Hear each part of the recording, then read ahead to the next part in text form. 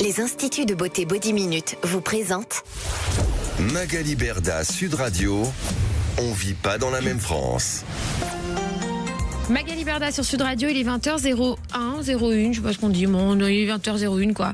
Voilà, bienvenue sur Sud Radio, nous sommes en direct du lundi au jeudi.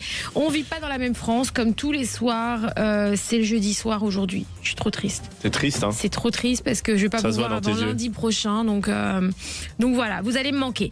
Bref, ce soir, une émission très particulière parce qu'on parle d'un sujet qui nous concerne tous. Et alors la question fait buzzer sur les réseaux sociaux. Comment l'État a de l'argent pour tout?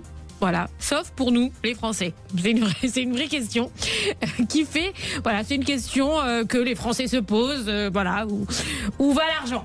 Donc du coup, ce soir, on reçoit pour ce débat Lisa Marie, qui est influenceuse mode, beauté, lifestyle. Vous allez voir, c'est une star montante des réseaux sociaux. Elle est en train de cartonner littéralement et je suis très heureuse de la recevoir. Et elle va débattre avec Sandrine Runel, députée PS du Rhône, qui cartonne aussi sur les réseaux sociaux. Vous allez voir, elle est en train d'exploser. Voilà, alors dans notre émission, ce qui est extraordinaire, et on trouve ça que sur Sud Radio, c'est qu'on fait un petit mélange des genres. Voilà, on casse les codes. On reçoit chaque soir des influenceurs, qu'on les aime ou qu'on les aime pas, ils arrivent à fédérer des dizaines, des centaines, des millions d'abonnés. Contrairement à certains politiques qui ont un peu plus de mal à se faire repérer sur les réseaux sociaux, à se faire entendre, surtout à se faire comprendre, parce que les codes de langage sont un peu compliqués à comprendre pour certains et pour beaucoup même, j'ai envie de dire. Donc les gens sont un petit peu fâchés avec la politique, ils en ont marre, voilà, parce qu'ils la comprennent pas et parce qu'ils en ont ras-le-bol. Donc on a décidé de réunir ces deux mondes et de faire en sorte qu'ils se parlent et qu'ils se comprennent à travers la voix de nos influenceurs français préférés. Et je suis accompagnée de Mathias Renner, comme d'habitude. Wow. Alors on a changé de chanson. On était tous les deux destinés. Ah ouais, destinés à faire de grandes choses. Elle est belle cette musique, hein. Comment ça va, Magali? On est foutus. Bah écoute, ça va, j'ai fait un aller-retour express. J'ai vu ça. Ah ouais, j'ai fait un aller-retour express pour mes... Bah, je vous le dis à vous parce que je vous parle... C'est la famille. Je parle à nos auditeurs comme si c'était mes amis, voilà, un peu comme les followers de nos réseaux sociaux. Voilà, vous faites partie de ma vie. Aujourd'hui, je suis partie à Aix-en-Provence, voilà, pour une audience en appel, voilà, dans le cadre... On peut dire que si t'avais un mari là-bas, t'avais un ex en Provence. Dans le cadre de mon divorce. Donc du coup... Incroyable, ma vanne. Voilà, donc oui, elle est pas mal ta vanne. Tu vois, si t'avais un mari là-bas, c'est un ex en Provence. Aix-en-Provence, tu vois. Ouais, parce que je suis partie Au standard, ils sont morts de rire. Il y en a qu'une qui rigole dans le studio. Donc du coup, je suis arrivée, je viens juste d'atterrir. J'ai failli être en retard à l'émission, j'ai eu peur. Heureusement qu'Yannick, il était là. Je lui ai dit, s'il te plaît, ouvre-moi le sauveur, la porte, Yannick. vite. Voilà, alors, Magali, qu'est-ce qui se passe, Mathias? C'est une nouvelle date, nouveau calendrier de l'Avent. Exactement. Le raconte. sapin de Sud Radio. Ouais. Le sapin de Noël, Sud Radio. Ah, t'as vu, j'ai un petit jingle moi aussi. Qu'est-ce qu'on a gagné aujourd'hui, Magali? Bah, c'est à toi de nous le dire. Toujours pas un date avec toi. Mais ça va arriver, je suis en train d'organiser ça. 2 places pour le spectacle des Chevaliers du Fiel à Boulazac. Ah, je veux y aller. Oh, c'est le rêve de ma mère. Et bah alors, si ta mère elle veut gagner les 2 places, elle envoie sapin au 7 20 18. Sapin au 7 20 18. Et sapin au singulier sans S, hein, voilà. Lisa Marie. Sapin, S-A-P-I-N. Tirage au sort pendant l'émission et à la fin, on donnera le nom de la gagnante ou du gagnant. Et les Chevaliers du Ciel. Du Fiel, qui sont tous les jours à 17h sur Sud Radio. Exactement. S'il vous plaît. Alors, je vous explique. Quand je suis arrivée sur Sud Radio, j'ai appelé ma mère. Je lui ai dit, maman, j'ai une grande nouvelle à t'annoncer. Ça y est, c'est The Comeback. Je reviens, je revis, je reprends l'antenne, maman, sur Sud Radio. Elle dit, les Chevaliers du Fiel. Elle m'a dit, elle était plus contente pour eux que pour toi. Mais tu rigoles ou quoi? Elle a même pas écouté ce que j'ai. Elle a entendu Sud Radio égale Chevalier du Fiel. Je te jure, c'était un vrai truc. Je me suis dit, mais quel succès ils ont ces deux-là, c'est incroyable. Et bah, si elle veut gagner les places, c'est sapin au 7 20 18. Et ben oui, voilà. Donc bienvenue avec nous ce soir. Et alors, comme je vous l'ai dit, ce soir, on reçoit notre chère Lisa Marie. Alors, je vais vous la présenter pour nos auditeurs. Alors, les Instagrammeurs la connaissent, les Snapchatteurs la connaissent, les TikTokers la connaissent, les auditeurs de Sud Radio, pour certains, peut-être un peu moins. Donc, on va te présenter. D'ailleurs, D'ailleurs, rien du tout. Est-ce qu'on est en live sur Instagram? Évidemment, Magali. Ah là là, Yannick. Yannick, la quel homme. perfection assurée. Est-ce qu'on peut voir Yannick, s'il vous plaît, pour ceux qui nous regardent sur le live? Regardez-moi Je suis en couple, hein, j'ai pas besoin de ça. Regardez-moi Merci ce beau beaucoup. gosse. Regardez-moi ce beau gosse. Merci Magali, merci. Alors moi, je suis en couple. Je peux parler. Mon mari, il est pas là, donc il m'entend pas. Mais moi, j'aime bien quand les gens ils me disent, oh, t'es belle, t'es jolie et tout. Ah non, mais moi j'ai plein de DM, hein. J'ai plein de DM sur Instagram. Hein. Oh là là, il a plein de DM sur Instagram. Moi, j'en ai 0, moi. Ah ouais, toi, c'est toi qui DM tout le monde, toi. Il m'a mis tellement mal à l'aise, Mathias. Alors, Lisa Marie. Bonsoir. Ça va, ma Lisa Marie? Oui, ça va et toi? Alors, Lisa Marie Giocanti, tu t'appelles. C'est quoi? C'est corse, non? C'est corse. Ça, je sais, j'adore les Corses. Tu es née à Genève. Rien à voir. Pas du tout, je suis née à Aix-en-Provence. C'est super. Qui m'a marqué ça? Bah écoute, c'est Non, Florian alors, Rossin. j'ai déjà demandé à ChatGPT, il met Genève, je ne sais pas pourquoi, mais c'est une source qui est fausse. Ça veut dire que Florian, en fait, il fait ChatGPT. Elle vient de le balance, là. Attends, c'est incroyable. Attends, je vais taper sur ChatGPT pour vérifier Non, cette mais par information. contre, tu Oui, vois, quand c'est Florian vrai. il râle, qu'on lui dit on change le sujet ou quoi, et qu'il dit oh, mais j'ai tout écrit, j'ai mis 4 heures à écrire le sujet de ce soir. En fait, pas du tout. C'est pour ça qu'en 10 minutes, il peut nous refaire les textes. Mais c'est ça. En vrai, c'est fou. ChatGPT. Quelqu'un peut appeler Florian, s'il vous plaît? Mais je vais l'appeler. C'est Ah, la mais plus attends, grosse arnaque du siècle. Mais je vais l'appeler tout de suite, Florian. Je l'aime, mon Winnie. Alors, faut savoir que Florian, c'est celui qui écrit les émissions, tu vois. Ok. Voilà, qui travaille avec Mathieu Delormeau, qui D'accord. travaille à TPMP, qui travaille avec Berda, c'est génial. Je l'adore. Alors, tu es né à Aix-en-Provence. Oui, Tu t'es fait connaître en 2024 dans l'émission L'île de la Tentation. exactement. Tu intervenais comme tentatrice. C'est ça. Tu me dis s'il décroche. Hein. Attends. Alors, Florian, Selon les sources disponibles, serait né on à l'entend? Genève. Non, Bah on oui. l'entend pas. Oui. On va t'appeler Florian, il y a un faux, gros du problème. coup. On Florian, t'es l'appelle là? Florian. On l'appelle Ok. au standard. On va appeler Florian. Alors, aujourd'hui, donc attends, tu as participé à plusieurs émissions. Les Apprentis Champions, Oui, La Villa des Cœurs Brisés, oui, donc l'île de la Tentation. exactement. Ça va? Ça suffit là ou pas? C'est bon, je pense que j'en ai fait assez. Tu vas continuer? Je sais pas encore, je pense pas. Arrête. On verra, peut-être. Peut-être. Alors aujourd'hui, on peut suivre tes aventures tous les soirs. Ah bah non, il y en a encore. Oui. Sur TFX dans La Bataille. Exactement. La malédiction de l'île aux côtés de Gabriel Ayuso. C'est ça. T'as annoncé la petite rupture? Ouais, j'ai annoncé la rupture. Non. Ouais. Ils ont annoncé la petite. Alors, parce que Lisa Marie est en couple. J'explique ça pour la députée qui me regarde de loin, qui dit qu'est-ce que je fous ici? Alors, Lisa Marie est en couple avec Gabriel Ayuso, deux grandes stars de télé-réalité et influenceurs. Et là, ils viennent d'annoncer la rupture. Mais moi, je les aime Aïe. tellement les deux. Moi, je les Mais aime. c'est pas fini, ça se trouve. Ouais. Quand il y a de l'amour, il y a de l'espoir. Non, honnêtement, c'est terminé. Après, c'est un peu compliqué parce que là, on est en diffusion ensemble. Ouais. Après, on essaye d'être en bon terme, donc voilà. Mais on préférait être transparent. Ouais, mais la transparence, tu sais, moi, des hauts et des bas dans les couples, il y en a toujours. Hein. Oui, sûrement, mais En là, plus, tu sais je de pense quoi que tu parles, toi. c'est une réforme. Ah bah ça c'est sûr, moi t'inquiète. Non mais voilà, mais enfin, tout le monde aime Gabriel, tout le monde aime Gabriel et Lisa Marie. C'est-à-dire quand vous avez annoncé ça tous les deux, je crois que ça a fait une révolution sur les réseaux sociaux là. Oui, il y Ça en a fait, plein qui n'étaient pas contents, mais bon, après, ça fait partie du jeu. On a été médiatisés ensemble, donc voilà, c'est comme ça. Moi j'y crois. Je peux pas adhérer à cette T'as une pensée là. mission, C'est pas Magali, t'as une possible. mission. Alors, tu es très suivi sur les réseaux sociaux. Tu partages honnêtement les effets qu'a eu la célébrité médiatique sur sa vie privée ou des hauts et des bas, etc. Combien t'as d'abonnés sur les réseaux là? 239 000 sur Instagram, 239 000 sur... Et TikTok? 120 000. Ouais, presque 500 000 abonnés en tout. Florian, bonjour. Oui, Winnie. Alors, je vous présente Winnie, donc, qui est le rédac chef de l'émission. Est-ce qu'on peut savoir, Winnie, comment tu prépares les émissions? Alors, est-ce que vous voulez la vérité, Magali Berda? Oui. Aujourd'hui, l'invité a été calé à peu près 1 heure. Ah, ça a coupé. C'est incroyable. Magali, elle a le pouvoir de faire bugger les réseaux quand c'est un peu relou. Il va balance qu'on vient de caler les... J'ai appelé Lisa Marie, je dis Lisa Marie, s'il te plaît. Ah, t'es là. Donc, on disait oui, Lisa oui. Winnie. Winnie.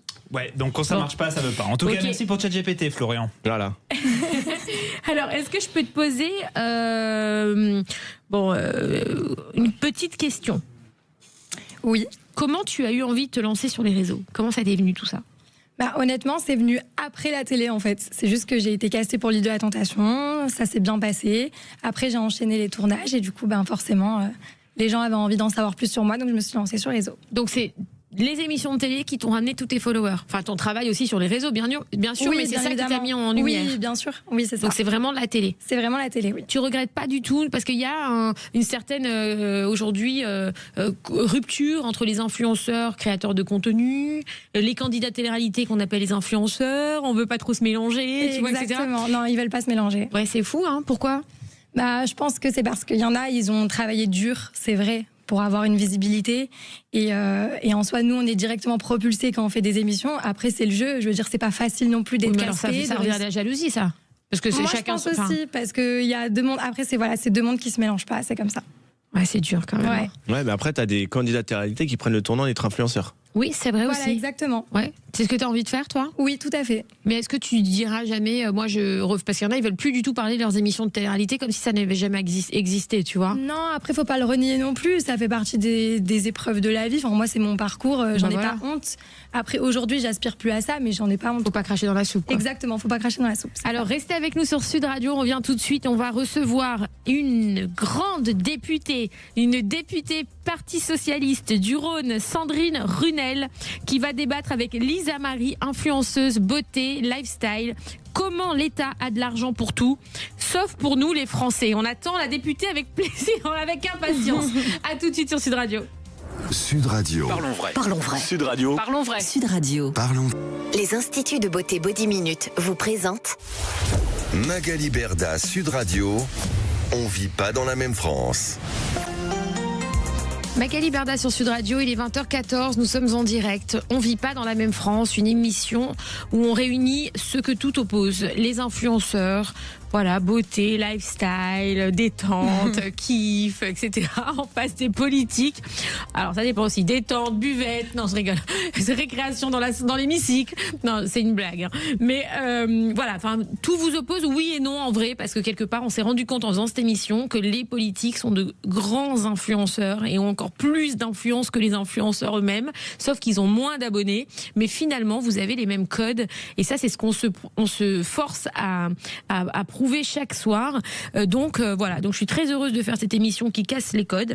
Avant de recevoir Sandrine Runel, Madame la députée, est-ce que c'est important pour toi, Lisa Marie, la politique ?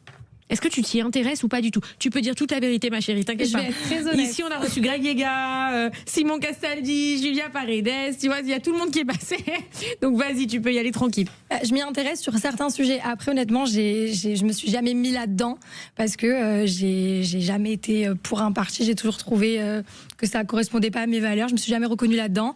Après, je suis une 2003, j'ai 22 ans. Et la seule question que je me pose, c'est plus comment on va finir, parce qu'au final, c'est stressant. On se pose tous des questions. On ne sait pas si on va avoir des bonnes retraites. On ne sait pas comment ça va se passer. Donc j'ai des questions à vous poser. Mais je rentre dans le sujet. C'est pour ça qu'elle a mis sa veste et tout là. Elle est voilà. très sérieuse. Mais je suis pas politicienne non plus, quoi. Est-ce que tu votes ? Oui, j'ai déjà voté, mais j'ai arrêté. Il y a 10 ans. Non, j'ai 22 ans. J'ai voté une quand fois. j'avais 15 ans, je votais dans ma chambre. J'ai voté, la dernière fois que j'ai voté pour le délégué de la classe en 6e. Non, j'ai voté une fois. Voter pour Secret Story, c'est pas un vote. Hein. Oui, non. Oh non. Le cliché.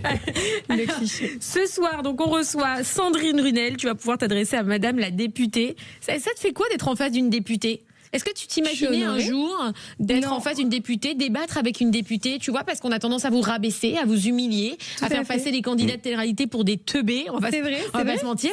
Et aujourd'hui, finalement, t'es en face d'une députée et ça te fait quoi ? C'est un honneur, c'est intéressant. J'ai hâte d'échanger avec vous, du coup. Alors, Sandrine Runel, vous êtes une députée du Parti Socialiste de la 4e circonscription du Rhône à Lyon. Tout à fait. Moi, je suis née à Lyon. Ah ben, ouais. Félicitations. Ouais, je te jure, je suis née à Lyon. Hein. Non, mais j'ai quitté Lyon, j'avais 1 an et demi. Hein. Donc, je connais pas trop, mais je suis... Dommage, c'est une belle ville, faut venir. Il paraît, ouais. Non, mais j'y suis allée quand même. Alors, vous êtes ancienne adjointe au maire de Lyon, chargée des solidarités et de l'inclusion. Vous avez construit votre engagement autour de la lutte contre la précarité, le mal-logement, et vous êtes en faveur d'un meilleur accès aux droits sociaux. À l'Assemblée, vous siégez à la Commission des affaires sociales, défendant l'égalité sociale et l'accès aux soins pour tous. Merci d'être pourquoi de retour? Non mais Winnie, il faut que je pense que le gars a écit ça. Bon, l'abus d'alcool est dangereux pour la santé, mais Je pense qu'il était bourré, le gars, c'est pas possible. Il y avait une buvette à TPMP juste avant. Merci d'être avec nous, Madame la députée. Comment vous avez eu envie de vous lancer en politique? Quel âge vous avez? Vous venez d'où?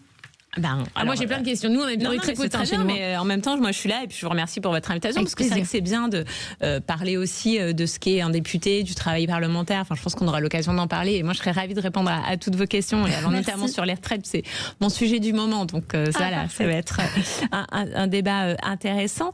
Je suis élue depuis déjà plusieurs années. Je suis arrivée à Lyon il y a une vingtaine d'années. Je me suis engagée rapidement au Parti socialiste. J'étais déjà engagée pendant mes études en droit à Montpellier et en sciences politiques dans des associations étudiantes, dans des syndicats étudiants. Donc j'ai toujours eu finalement un engagement militant pour défendre l'intérêt général, défendre des étudiants et puis ensuite du coup dans le parti socialiste. Et j'ai été élue en 2008, donc à la fois à la ville et à ce qui était à l'époque le Conseil général du Rhône et puis ensuite à la métropole de Lyon. Donc voilà, ça fait déjà plusieurs années que je suis élue. J'étais, comme vous l'avez dit, avant d'être élue députée en 2024, adjointe au maire de Lyon. Et j'étais encore une fois très engagée en faveur des plus fragiles et de la lutte contre la grande précarité. C'est voilà un petit peu mon cheval de bataille. C'est le combat que je mène depuis des années. Et là, finalement, quand il y a eu la dissolution, j'ai réfléchi 3 minutes et je me suis dit oui, je vais y aller parce que c'est important qu'on puisse avoir des députés qui soient engagés, des députés qui soient aussi des élus locaux, parce que c'est bien de pas être déconnecté aussi des réalités, de ce qu'est en fait finalement le quotidien des Françaises et des Français. Et donc je me suis lancée dans l'aventure et donc j'ai été élue en 2024. Donc vous êtes une députée élue grâce à la dissolution. Tout à fait, je suis issue de la dissolution. Exactement, je suis la petite dernière en fait de l'Assemblée nationale. On est quand même quelques-uns, mais oui, on est la dernière génération. Et ça va. Le remplaçant l'a pas eu trop mauvaise. C'était une macroniste, donc oui, voilà, c'était ancienne socialiste, donc finalement c'était un juste retour de bâton. Voilà. Et alors là, on est dans une séquence politique qui est très compliquée car on demande aux Français de faire beaucoup d'efforts, même psychologiques, que ce soit financier, psychologique. Je pense que vraiment on tire sur la corde un petit peu aujourd'hui avec les Français. Est-ce que vous n'avez pas peur que les Français tournent le dos à la politique à force ? Alors, j'ai envie de vous répondre que les Français ont quand même déjà beaucoup tourné le dos. Les résultats des dernières élections sont pas non plus très encourageantes aussi sur le vote des Français, sur le fait qu'il y a un ras-le-bol et donc du coup qu'ils l'expriment dans les urnes par un vote Rassemblement National qui du coup moi me fait peur en fait pour l'avenir de la France.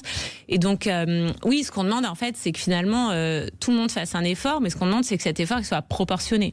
Et nous en tout cas à gauche, ce qu'on demande c'est que ce soit les plus riches, les plus aisés, notamment les grandes entreprises, ceux qui ont vraiment en fait un patrimoine, ceux qui ont vraiment de l'argent et des revenus très importants, qui contribuent davantage à cet effort et pas les personnes qui ont des revenus modestes, les petits retraités, qui ont des pensions modestes, qui ont travaillé toute leur vie ou ceux qui voilà du coup ont des salaires qui sont assez faibles. Donc voilà, on demande qu'il y ait un effort proportionné, mais nous ce qu'on défend à gauche, c'est qu'il y ait quand même un effort des plus riches. C'était ce qu'on défendait avec la taxe Zuckman, donc sur les très très hauts revenus, que le gouvernement n'a pas souhaité en tout cas adopter et retenir.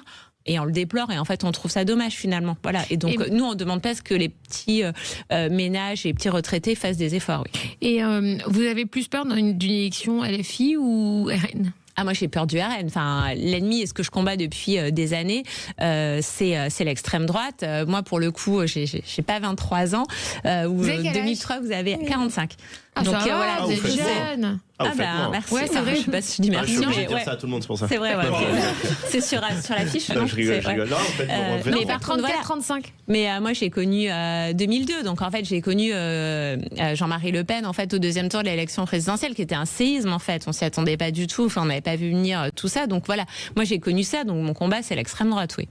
Et alors, on a une audience, nous, qui nous suit, qui est particulièrement jeune, grâce à la venue des influenceurs tous les soirs sur Sud Radio. Qu'est-ce que vous voulez leur dire à ces jeunes pour qu'ils se mobilisent à s'inscrire sur les listes électorales et qu'ils aillent voter ? Alors déjà, j'ai envie de leur dire que c'est important parce que c'est eux qui doivent décider. Donc en fait, chaque voix compte, qu'ils soient jeunes, qu'ils soient moins jeunes, que voilà, la voix c'est la même pour tout le monde en fait, qu'on ait 30, 60 ou 90 ans. Donc il faut qu'ils aillent voter, il faut qu'ils s'y intéressent en fait, et puis il faut qu'ils aient envie aussi, au-delà même de l'engagement, de contribuer en fait par le débat, en suivant des émissions, en suivant peut-être les débats parlementaires. J'avoue que c'est pas toujours très passionnant, en tout cas c'est toujours un petit peu long, mais en tout cas qu'ils s'intéressent à cette question-là parce que c'est à eux de de décider un petit peu l'avenir pour les générations qui vont venir. Et donc il y a des débats qui sont quand même assez passionnants sur le système scolaire, sur vous parliez, justement de vos retraites, sur le travail aussi. Et donc je pense que c'est important quand même aussi qu'ils puissent y contribuer et qu'ils ne soient pas victimes, qu'ils subissent pas en fait les politiques que nous en tout cas on décide. En votant, c'est le meilleur moyen en tout cas de participer à tout ça. Alors je rappelle qu'il y a les élections municipales très bientôt et qu'on a jusqu'au 6 février pour s'inscrire sur les listes électorales. Oui. T'es inscrite sur les listes électorales de la ville, toi ? Non. Ah là là, Lisa Marie. Alors on va faire un cours à tes followers ce soir de comment ils peuvent s'inscrire sur les listes électorales pour aller voter, parce qu'il y a les maires là qui se présentent. Oui. Ok. Pour voter les maires des villes. Les maires, pas les maires et pères. Hein. Oui, j'ai compris. Ok. Dis-moi d'un cerveau quand même, tu sais. Ah oui, c'est vrai. Mais ça, ce serait. C'était dans ma fiche aussi, c'est pour ça. Ce serait génial que les 250 000 ou je ne sais combien de followers, effectivement, du coup, soient incités aussi à s'inscrire sur les listes électorales. C'est vrai. Oui. Alors vas-y, on t'écoute. Non, mais c'est vrai qu'en tant qu'influenceur, on devrait parler un peu plus de politique.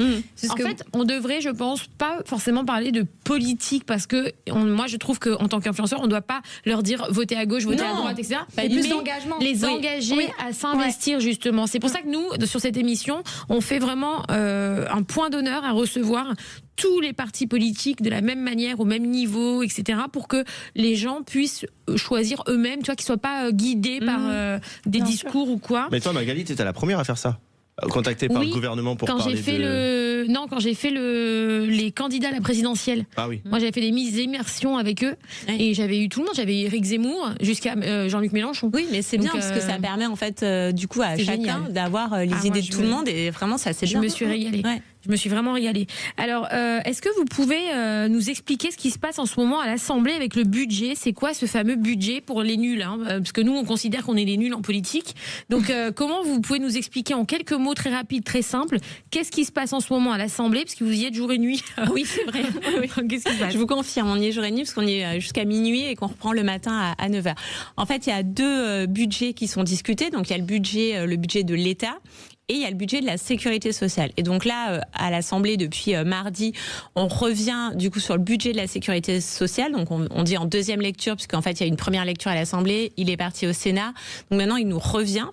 Et l'objectif, c'est de pouvoir à la fois travailler sur des recettes pour compenser le déficit de la Sécu, parce qu'aujourd'hui, on a un déficit de la sécurité sociale. En fait, il y a trop de dépenses de l'assurance maladie. Donc en fait, on recherche des recettes. Et de l'autre côté, on a évidemment des dépenses qui doivent être financées, comme l'ensemble des prestations sociales, comme les remboursements aussi à la sécurité sociale, enfin, les arrêts maladie, l'hôpital aussi. Ça veut dire qu'il y a un budget en fait pour l'hôpital qui est alloué chaque année pour le fonctionnement, pour payer les soignants, pour les EHPAD. Donc voilà, du coup, on discute de ça et on essaye de se mettre d'accord. Et comme vous le savez, l'Assemblée nationale, aujourd'hui, elle est quand même assez complexe. Enfin, voilà, du coup, on dit qu'il y a une tripartition, mais c'est même plus complexe que ça, parce qu'à l'intérieur, finalement, de ce qui ressemblait avant au bloc central, enfin, qui continue à appeler comme ça, mais qui n'a rien ni d'un bloc, ni de central, en fait, personne n'est d'accord. Donc, en fait, ils sont même pas d'accord entre eux. Donc, après, vous imaginez que, du coup, sur les 577 députés, c'est compliqué de trouver des compromis. Mais ce qu'on souhaite, en tout cas, c'est arriver à un compromis, parce qu'il faut qu'il y ait un budget de la sécurité sociale qui soit voté avant la fin de l'année, pour qu'il soit mis en œuvre en 2026 et que du coup il puisse y avoir du coup un budget et qu'il puisse y avoir des crédits alloués, encore une fois, notamment à l'hôpital. Mais on a aussi un sujet très important à l'intérieur de ce budget de la sécurité sociale, c'est la suspension de la réforme des retraites, qui avait été adoptée, en tout cas par 49.3 en 2023, que tout le monde conteste. En fait, il y a 80% de Français qui sont défavorables à cette réforme, qui amène les Français à travailler jusqu'à 64 ans. Et donc là, aujourd'hui, nous, ce qu'on a obtenu du gouvernement, c'est le blocage, la suspension de cette réforme, donc qui bloque l'âge aujourd'hui à 62 ans et 9 mois. Donc ça veut dire que si on adopte cette réforme-là, demain, ceux qui ont 62 ans et 9 mois et qui continuent à travailler, s'arrêteront de travailler, pourront partir à la retraite et profiter. Donc voilà, on leur fait gagner 3-6 mois en tout cas de travail. pour profiter de leur retraite et profiter de la vie en bonne santé. Ouais, voilà. Alors, vous pensez pas qu'il faudrait revoir ou voir supprimer l'AME? Alors l'AME, je le dis pour Lisa Marie, l'AME c'est l'aide médicale d'État. C'est un dispositif qui permet aux personnes étrangères en situation irrégulière en France de recevoir des soins médicaux de base gratuitement. Alors c'est un vrai sujet, puisque du coup on se dit il n'y a plus d'argent pour la Sécu, donc il y a des déficits. Est-ce qu'il faudrait donc revoir ou supprimer l'AME si l'objectif est réellement de réduire le déficit de la sécurité sociale?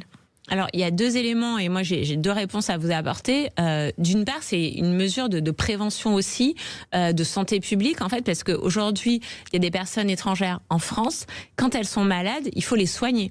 En fait, on ne laisse pas des personnes malades, sinon ça veut dire qu'il y a des épidémies derrière. Et puis, un gamin de 3 ans, il a beau être étranger, ça reste un gamin de 3 ans et donc il faut le soigner. Donc en fait, l'AME est là pour soigner les personnes effectivement étrangères et qui sont malades. En fait, c'est pas, on soigne pas des gens comme ça, c'est qu'ils sont malades et donc il faut bien les prendre en charge et les soigner, à la fois pour éviter de nouvelles épidémies ou la propagation de maladies. Et puis, il y a aussi une réalité, c'est que l'AME, c'est 1 milliard. En fait, moi, je vous parle d'un déficit de la sécurité sociale qui aujourd'hui est estimé à 24 ou 25 milliards. Si on n'adopte pas le budget, il va passer à 30. En tout cas, c'est ce qu'a annoncé le gouvernement dans l'après-midi. Donc en fait, c'est pas ça le vrai problème. Et encore une fois, on est plutôt dans l'idée de faire des mesures de prévention, en fait, pour lutter contre les maladies chroniques, contre le diabète, l'obésité, qui éviteront des dépenses plus tard. Donc non, l'AME, c'est un faux débat. Et du coup, bien évidemment, moi, je défends plus l'idée de soigner ceux qui sont malades, peu importe s'ils sont étrangers ou pas. Alors, on revient tout de suite sur Sud Radio pour répondre à cette question avec un vrai débat.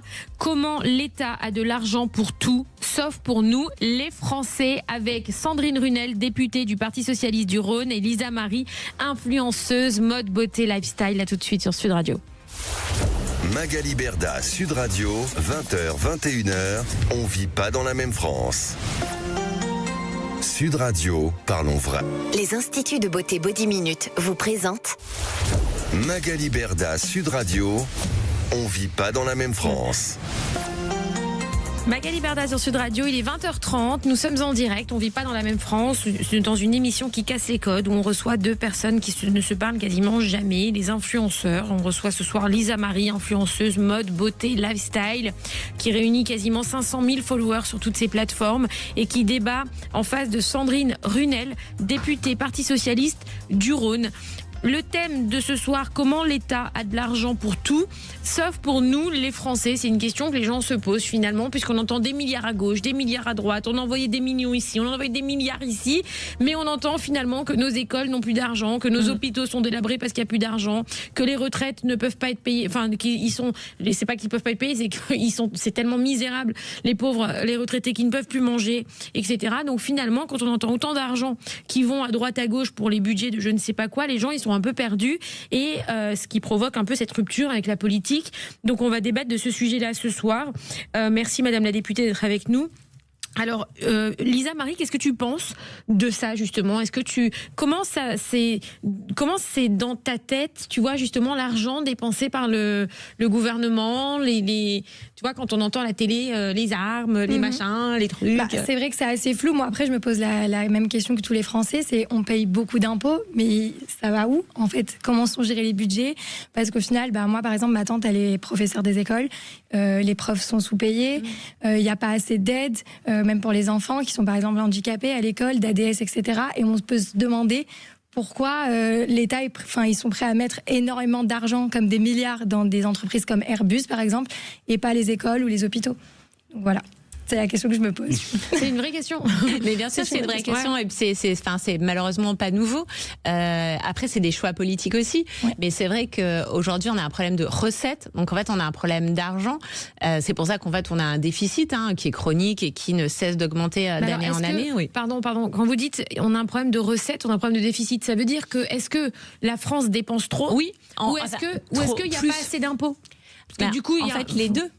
Le problème, c'est qu'en fait, on a des dépenses obligatoires. Non, mais... Il y a beaucoup d'impôts quand même, non? Mais non, en fait, pas en rajouter. On dépense trop parce que on dépense beaucoup, c'est normal parce qu'effectivement, on a des services publics. Donc, c'est aussi notre modèle de société et qu'on essaye de préserver tant bien que mal. C'est qu'on a des services publics. Donc, du coup, il y a des services obligatoires qu'il faut financer, la police, la gendarmerie, l'école, l'hôpital. Et on voit finalement qu'ils sont hyper dégradés. L'école, moi je vous rejoins. En fait, moi je trouve qu'on paye mal les profs. D'ailleurs, plus personne veut être prof. On a un vrai problème. Il y a aucun. En fait, vous avez un prof qui est malade, il n'est pas remplacé parce qu'en fait, on n'a pas de remplaçant. Donc voilà, c'est un vrai sujet. Les AESH, en fait, on a plein. On se bat pour qu'on ait une école inclusive. On a des enfants en situation de handicap qui sont accueillis à l'école et en fait, ils sont pas pris en charge. Donc il y a personne pour les accompagner. Enfin voilà, on a un déficit de personnel et d'enseignants qui est en fait partout constaté. Sur l'hôpital, je ne sais pas si vous êtes allé récemment à l'hôpital, mais enfin, on entend quand même. Et puis, ils font grève assez régulièrement. Des personnes âgées qui restent sur des brancards aux urgences pendant 4, 6, 8 heures et qui ne sont pas pris en charge parce que voilà, on manque de médecins. Donc, oui, en fait, nos services publics se dégradent d'année en année et on n'a pas assez finalement de moyens à injecter. Et après, moi, ce que je dis de toute manière depuis 8 ans, c'est que c'est des choix politiques et que en fait, ce gouvernement, enfin les gouvernements successifs, parce que quand on dit ce gouvernement, comme ça dure quelques mois et maintenant 14 heures, après ça reprend. Une nuit, enfin voilà, une nuit, c'est ça. Donc la Macronie, en fait, depuis que Macron est président de la République, finalement, il a fait d'autres choix. Et donc, on a une école qui se dégrade, un hôpital qui se dégrade, les services publics qui ne fonctionnent plus. Et donc, on a du mal à recruter, à les faire fonctionner.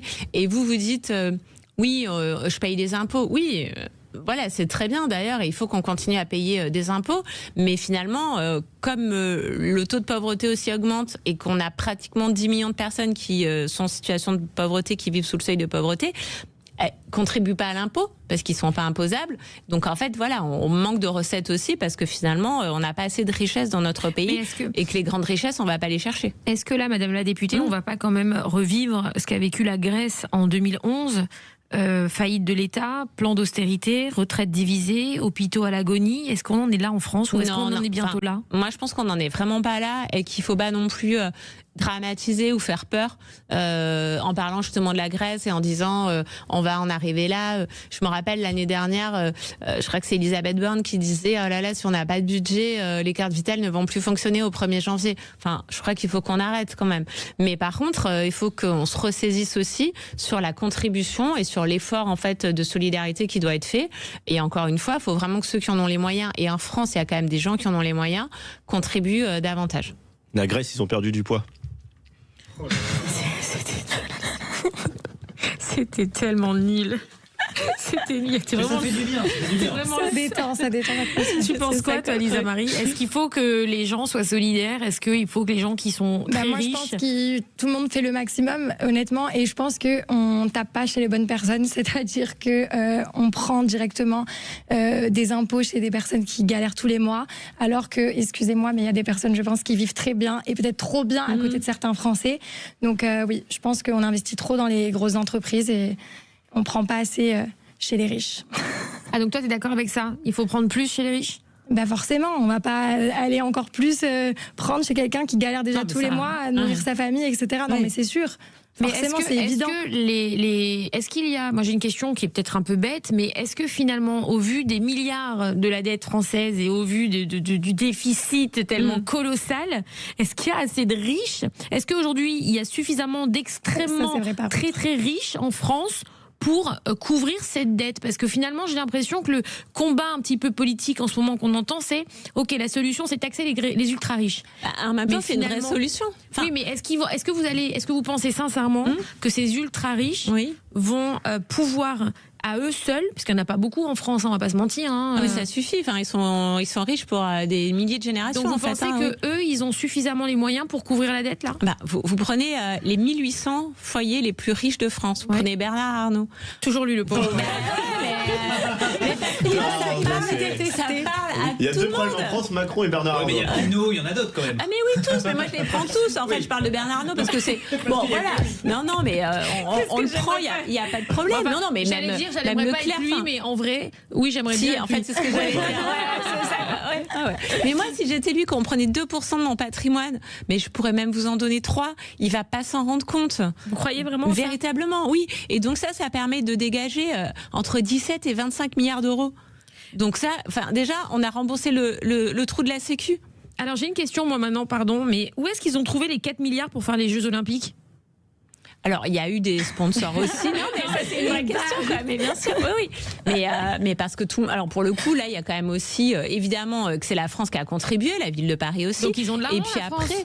Et les hôpitaux, pourquoi ils n'ont pas mis de l'argent dans les hôpitaux pour ouvrir les lits parce qu'il y a des lignes budgétaires. Enfin, il y en a qui payent l'hôpital, il y en a qui payent les Jeux Olympiques, il y en a qui payent la police. Enfin, voilà. Donc, c'est aussi après des choix. On ne peut pas non plus tout arrêter.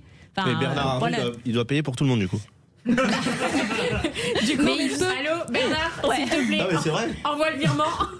Mais non, mais pour la France, il vit en France quand même.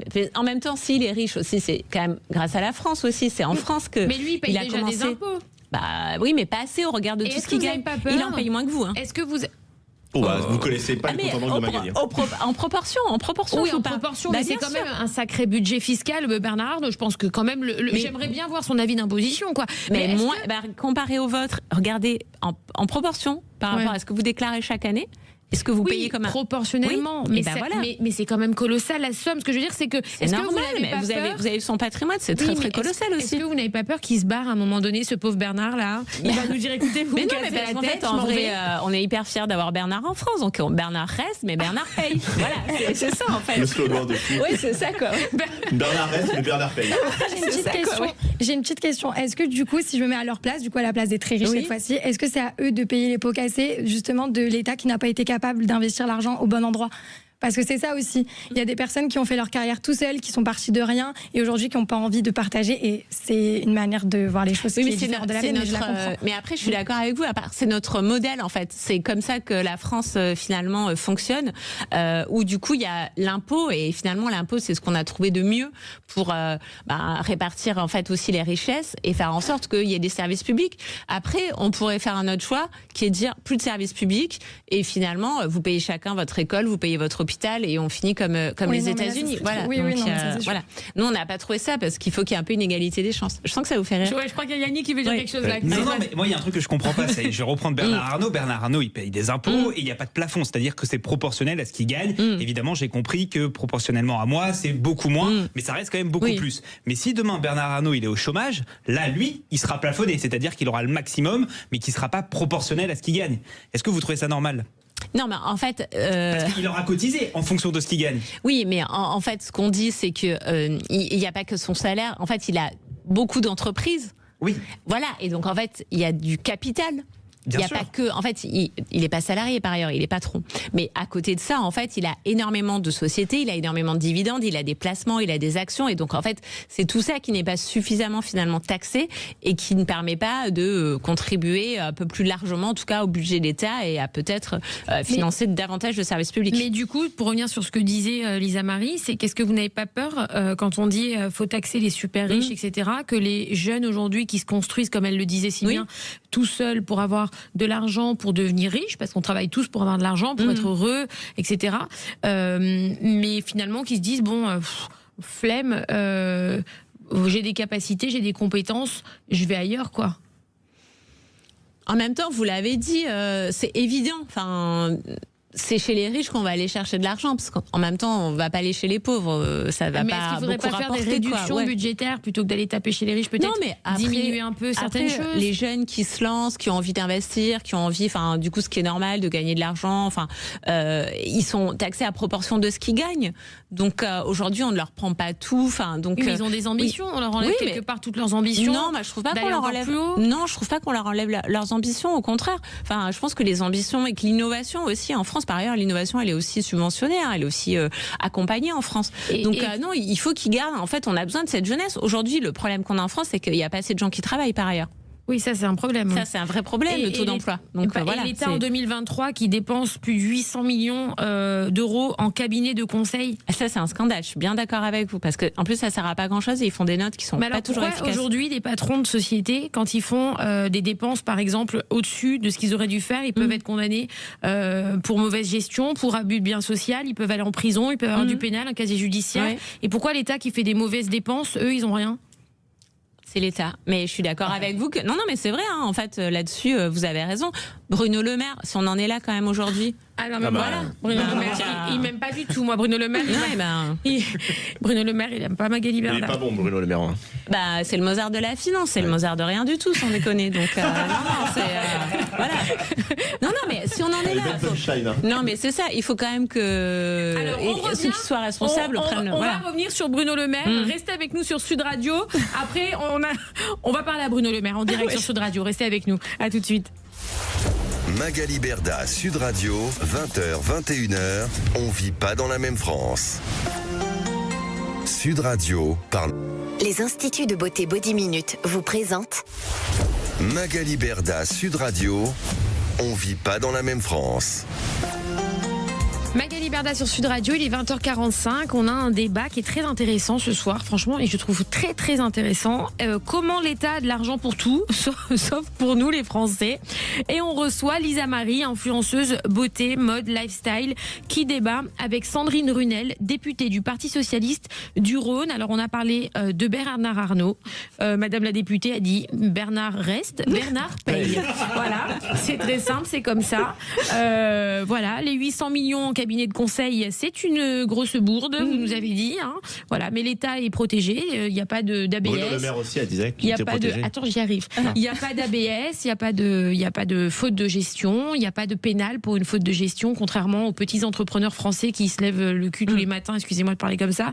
Mais c'est dur à comprendre pour les Français tout ça quand même, parce que quand on entend toutes ces mauvaises gestions, on se dit finalement, nous on nous met des étiquettes, on nous salit, alors qu'en fait on essaye de faire vivre une entreprise, que des fois on peut faire des erreurs, on est des humains comme tout le monde, mais les politiques non, voilà, bon, bref. Et Bruno Le Maire, alors Bruno Le Maire, donc puisqu'on parle du budget, de l'argent, Bruno Le Maire il n'est plus ministre. Il faut le dire, Lisa Marie, Le Maire c'est son nom de famille. Tu sais qui est Bruno Le Maire ou pas, Lisa Marie? Élu, hein.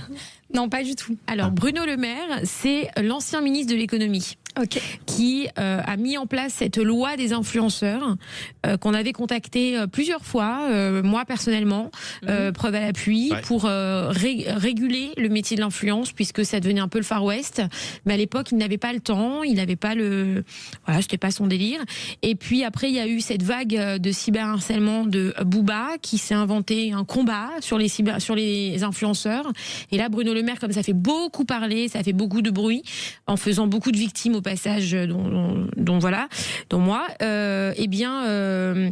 du coup il s'est super méga intéressé aux influenceurs, et là il s'est penché sur le sujet, mais c'est quand même grave qu'un ministre se penche sur un sujet grâce ou pas grâce, j'ai envie de dire, un rappeur qui se met à faire du cyberharcèlement sur tout le monde et à mélanger tout le monde, etc. C'est un peu triste, mais du coup il s'est occupé de ce fameux sujet dont on l'avait alerté plusieurs fois avant, et donc c'est lui qui est à l'origine aussi, et deux députés bien sûr, sur la loi des influenceurs. Donc aujourd'hui toute cette loi qui est bénéfique et qui est très importante et qu'il fallait faire, et heureusement qu'elle a été faite, elle aurait dû même être faite plus tôt. C'est un peu dommage qu'on a entendu toutes ces victimes pour se réveiller, mais c'est pas grave, c'est comme ça. Alors qu'est-ce qu'il a fait Bruno Le Maire, Madame la députée Sandrine Runel pendant son règne? Il a creusé quand même le déficit. En fait, il a très mal géré les finances de l'État, puisqu'il était ministre de l'économie sous le gouvernement Macron. Enfin voilà, dès le début, en fait, c'est lui qui était en responsabilité. En fait, il a très très mal géré. C'est aussi lui qui en fait a aussi quand même beaucoup menti sur les dépenses en fait pendant le Covid, et qui avait dit tout va être compensé, le Ségur, ce qu'on appelait le Ségur de la santé, où il disait on va revaloriser aussi les soignants, les infirmières notamment. Alors voilà, du coup c'est aussi parce qu'on avait décidé d'applaudir les infirmières, les soignants tous les soirs à 20h pendant le Covid. Donc après, derrière, gros geste du gouvernement, on va revaloriser leur salaire parce que tous les soignants sont sous-payés. Alors ce qui est vrai, hein. Mais en fait, il a ouvert les vannes, mais sans rien gérer derrière, et du coup sans faire rentrer de recettes. Donc il a complètement tout déséquilibré. Et si on est dans cette situation-là aussi aujourd'hui, c'est parce qu'en fait il a très mal géré quand même les finances. Et donc on se retrouve là un petit peu bloqué avec des déficits dans tous les sens. Et donc du coup une situation en fait à redresser. Donc finalement l'austérité dont on parle beaucoup en ce moment et dont vont être victimes quand même les Françaises et les Français, il en est quand même bien responsable. Mais du coup, il a disparu tranquillement de la circulation. Bon, et là, le Cornu... il est revenu ministre une nuit. Il est revenu 14h, le Cornu a fait une petite tentative, on ne sait pas qu'est-ce qui lui a pris à ce moment-là. Du coup, il a rappelé le maire, et là, mais tout le monde a vrillé, en disant mais on n'en veut pas. Et donc du coup, tout le monde Retailleau le premier a menacé de démissionner, c'est ce qu'il a fait. Et donc du coup, exit le maire, il est reparti je ne sais où d'ailleurs. Il est prof, il paraît. Ah ouais, prof d'économie. Super, ouais. Non, mais je crois qu'il est vraiment prof. Je plains ses étudiants. Il avait écrit un bouquin aussi quand même en pleine crise. Il avait eu le temps, alors que voilà, en fait, on était dans un état catastrophique. Il avait eu le temps d'écrire un bouquin avec des phrases que d'ailleurs, enfin des phrases qui avaient été assez... Comment faire couler le pays pour les nuls, je crois. Non, c'était à couler autre chose, mais non, oui, c'était pas pour les nuls, ouais. Non, c'était un bouquin un peu caractère un peu chaud, quoi. Ouais, chaud. Ah, c'était chaud patate. Comment mettre à poil la France, quoi. Voilà, c'est ça. Comment se mettre à poil tout court. C'était les liaisons dangereuses, mais version Bruno Le Maire. Voilà. Alors voilà, Bruno Le Maire, aujourd'hui, il est prof d'économie à Lausanne. Ah bah voilà. Et je le remercie pour tous les contrôles fiscaux que je me suis tapé du coup depuis que je n'étais pas contente sur les réseaux sociaux. Non, pardon, je rigole. Non, je rigole pas du tout. Mais... Alors, Madame la députée, comment se fait-il qu'on compte plus de 100 000 logements sociaux vides en France ? C'est un chiffre du ministère du Logement, alors qu'on dit manquer de moyens pour loger les Français. Il y a des logements vides, mais il faut aussi savoir pourquoi. C'est parce qu'il y a des travaux qui doivent être faits par les bailleurs sociaux, parce qu'il y a aussi des fois de la rotation dans le parc. Enfin, les bailleurs sociaux, il faut arrêter de leur mettre quand même tout sur le dos.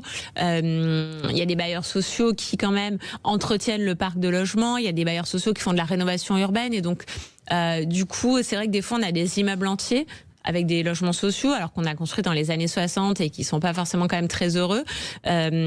Qu'on rénove ou alors qu'on vide en attendant de les détruire. Et donc, en fait, finalement, pendant des fois 2-3 ans, il y a 80 logements qui restent vides en attendant de faire tomber la tour ou, enfin, voilà, du coup, de réhabiliter ces logements.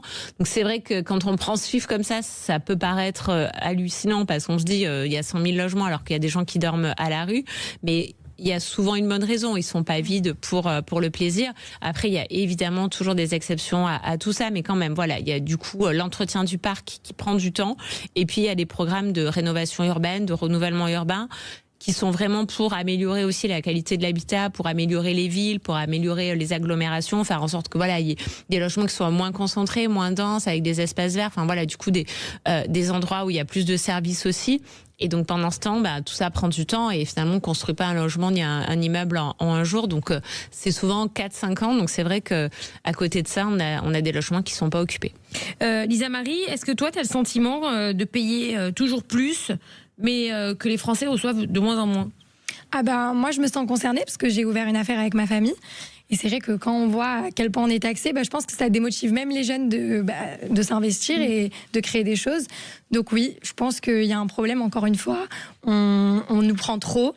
Et au final, on n'a même pas l'œil en plus sur comment sont gérés après ces budgets-là. Donc oui, je pense que c'est un peu trop dur. Madame la députée, en quelques mots, parce qu'il ne nous reste pas longtemps, quelle serait votre solution aujourd'hui, vous, Parti Socialiste, pour rééquilibrer un petit peu la France et le budget de la France ? Encore une fois, faire en sorte que ceux qui en ont les moyens contribuent véritablement. Bernard, quoi. Bernard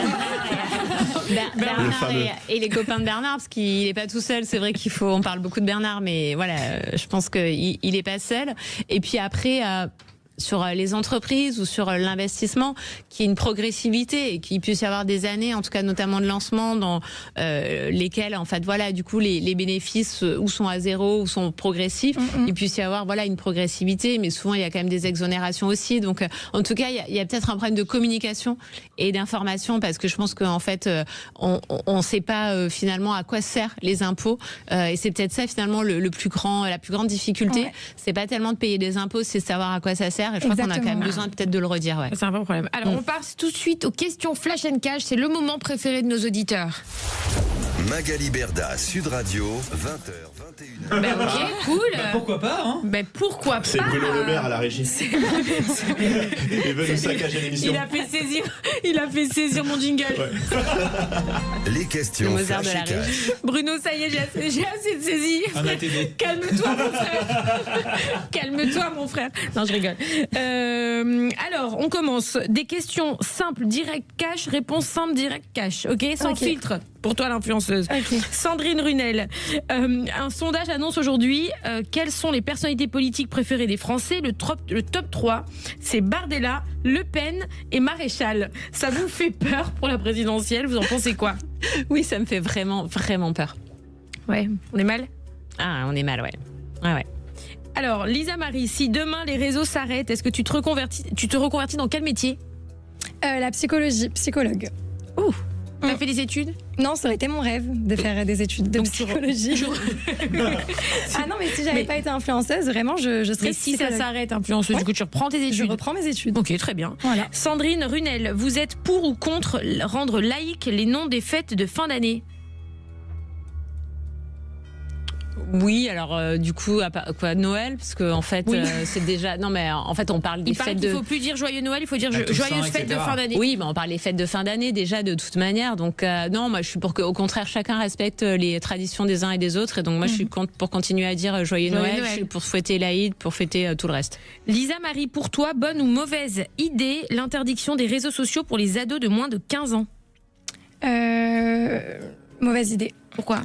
Parce qu'ils vont se débrouiller de toute façon de pouvoir y accéder, donc on le sait très bien. Et c'est encore pire quand on prive les ados de faire quelque chose, ils le font et mal. Donc je pense qu'il faudrait surtout les éduquer à Et savoir contrôler. utiliser les réseaux. Et contrôler, exactement. Vous voyez qu'ils sont pas bêtes, nos influenceurs. Elle a pas tort, en vrai, elle a pas Allez vous faire tort. ChatGPT, c'est pour ça. Sandrine Pas Runel, du tout. pour Je ou le contre pense vraiment. Pour ou contre un candidat nuptial aux élections présidentielles en 2027?